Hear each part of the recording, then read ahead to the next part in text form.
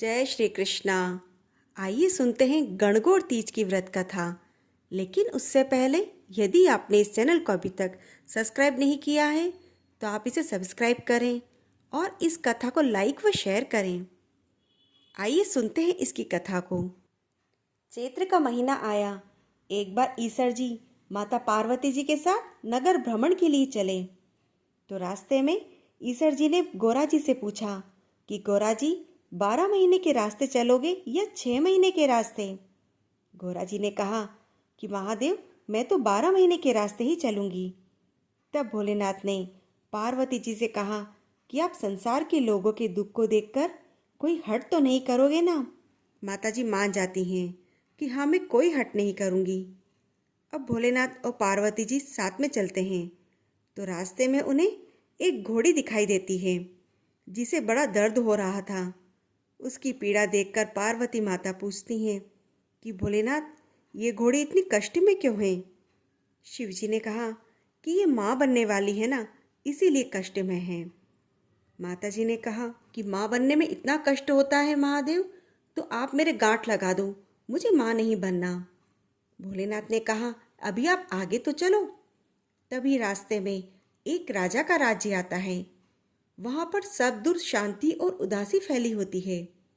उस उदासी को देखकर पार्वती माता ने गांव वालों से पूछा कि यहाँ पर इतनी शांति और उदासी क्यों है। गांव वालों ने कहा कि रानी जी माँ बनने वाली हैं। तब पार्वती माता ने कहा कि माँ बनने में इतना कष्ट होता है महादेव, तो प्रभु आप मेरे गांठ लगा दो। और वे शिव जी के पीछे ही पड़ जाती हैं। लेकिन भोलेनाथ आगे बढ़ जाते हैं। थोड़ी दूर जाने पर एक गाय मिलती है जो दर्द से दुखी थी। उसकी पीड़ा को देखकर माता बोलती हैं कि माँ बनने में इतना कष्ट होता है महादेव, तो आप मेरे गांठ लगा दो। और माँ हट करने लग जाती हैं। शिवजी माता के गांठ लगा देते हैं। वे आगे चले तो ससुराल में पहुँचे और ईसर जी ने पीपल के पेड़ के नीचे वास किया और गोरा जी पीहर में सहेलियों के साथ हो गई। गणगौर नज़दीक आई तो ईसर जी बोले कि आज गणगौर है पार्वती जी, सभी महिलाएं आपकी पूजा करने आएंगी। सवेरे ही स्त्रियां पूजा करने आई तो सभी को गोरा जी ने अमर सुहाग का आशीर्वाद दिया। दोपहर के समय नदियों की औरतें ओढ़ पहनकर 16 श्रृंगार करके पूजा करने आई तो गोरा जी बोले कि मैंने तो सारा सुहाग बांट दिया और ये औरतें तो अब आई हैं। ईसर जी बोले गोरा जी छोटी उंगली जल में घोलो और नैनों का सुरमा निकालो, मांग से सिंदूर निकालो, टीकी में से रोली निकालो और सभी स्त्रियों को अमर सुहाग दे दो। गोरा जी ने ईसर जी के कहे अनुसार सभी को अमर सुहाग दिया। अब ईसर जी और गोरा जी घर आए। ईसर जी जिमने बैठे तो जितना बनाया था सारा जिम गए। अब गोरा जी जिमने बैठी तो उनकी माँ बोली कि बेटी थोड़ा सा भोजन और बना देती हूँ। तो बेटी बोली कि माँ मैं तो आपकी बेटी हूँ, कुछ भी खा लूँगी। और गोरा जी ने जल और बथुआ की सब्जी खा ली। अब वो वापस कैलाश पर्वत को जाने के लिए निकलते हैं तो रास्ते में वे दोनों विश्राम करने के लिए रुकते हैं। वहाँ पर पार्वती माता से भोलेनाथ ने पूछा कि गोरा जी आपने क्या खाया। तो पार्वती माता ने कहा कि प्राणनाथ जो आपने खाया वही मैंने खाया। यह कहकर वो सो जाते हैं। उनके नींद आने पर भोलेनाथ ने उनके पेट की ढकनी को खोला और देखा कि उसमें तो केवल बथुए की साग और पानी ही था। भोलेनाथ ने पेट की ढकनी वापस लगा दी।